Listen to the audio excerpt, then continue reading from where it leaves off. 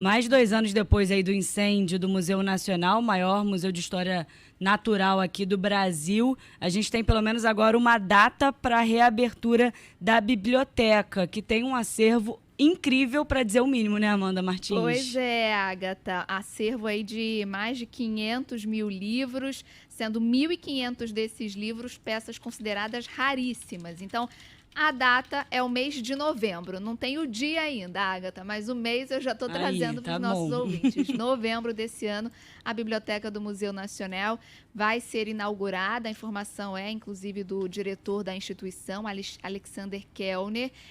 As obras da fachada, ali do telhado, já estão previstas para começar já agora, nesse início de ano ainda. Depois desse incêndio, né, que você mencionou, Agatha, de grandes proporções, que destruiu completamente a estrutura em 2018. Nesse fim de semana, agora que passou, uma empresa de arquitetura venceu uma licitação para assumir, inclusive, o projeto de restauro, e aí é de todo o museu, da parte externa e da parte interna. Esse projeto, para a gente ter uma ideia, é de quase 2.700.000 reais e está previsto para ser entregue aí em 2022.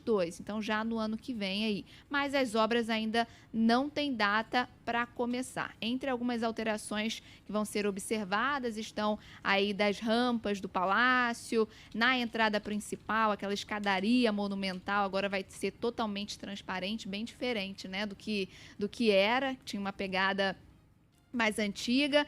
E aí, fato é que a novidade é justamente dessa inauguração. O museu em si ainda não tem uma data para ser inaugurada, mas a expectativa é que aconteça sim no ano que vem, mas pelo menos parte dele. A biblioteca aí com essas peças raras já inaugurada em novembro desse ano. As obras tiveram, Felipe, que ser paralisadas totalmente durante a pandemia, bem no iniciozinho, agora estão sendo retomadas aos poucos, com previsão de reabertura já da biblioteca, previsão de mais reabertura para o ano que vem, 2022. A gente torce para que sim, né? Para que de fato volte a funcionar. Exatamente, foi uma perda muito grande, acho que foram 20 milhões de itens queimados naquele incêndio. Eu até citei aqui outro dia esse episódio, quando eu estava falando justamente disso, de estátua roubada, nomes de rua, o Museu Nacional, porque tudo isso, essas obras, elas mantêm viva a história urbana e cultural de uma cidade, de um estado, de um país.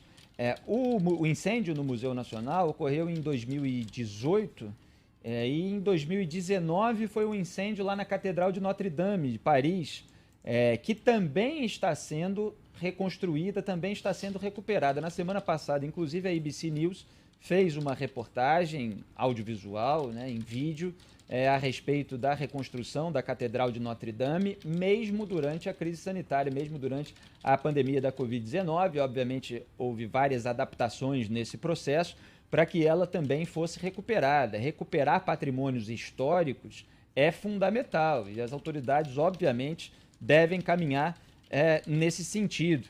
É uma pena. Eu tinha ido, inclusive, poucos meses antes, ali na Quinta da Boa Vista, Ágata, poucos meses antes do incêndio, né? Ali o lugar do palácio, né? Que foi residência da família imperial brasileira durante o Império do Brasil, de 1822 até 1889. Aliás, eu não consigo falar em 1822 sem lembrar um belíssimo samba-enredo da Beija-Flor, que fez 140 anos depois, né? Em 1962, o Dia do Fico, que começa justamente com as palavras, né, como é para o bem de todos e felicidade geral da nação, diga ao povo que fico, aí o samba continua. Isso aconteceu, e lembra da data, né, 9 de janeiro de 1822, depois veio ali, meses depois, a proclamação da independência. Samba enredo que foi gravado pelo Neguinho da Beija-Flor, foi gravado pelo Martinho da Vila também, facilmente acessível e ajuda a gente a saber e manter viva toda essa história. Então, tomara que seja possível. São investimentos, a gente sabe que tudo isso custa dinheiro e zela também para que haja toda uma preocupação para que não sejam perdidos mais esses materiais, porque o que houve é inadmissível e a gente sabe que a responsabilização nesses casos fica sendo jogada de um para outro, mas uma coisa é surgir uma faísca em algum lugar e tal, outra coisa é não haver uma maneira de acabar com aquilo para evitar um incêndio maior.